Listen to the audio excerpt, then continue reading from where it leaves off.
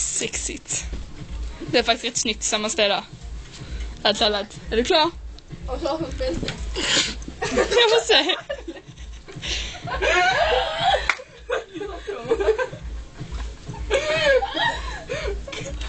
Så sexig den är.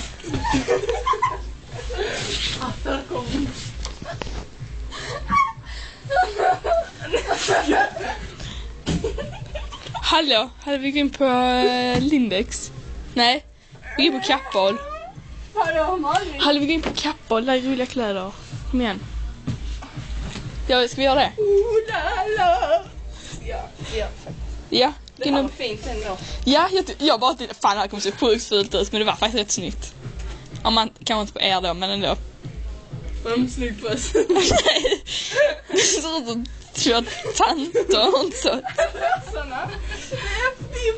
Det är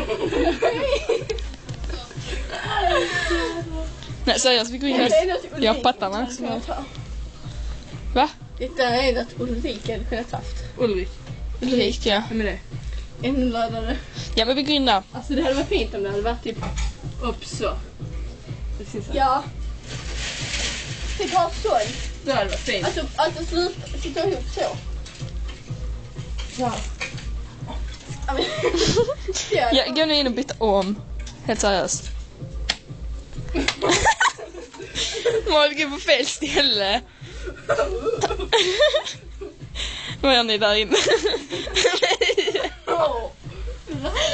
Fick du någonting uppstoppat? Okej, då stänger jag av.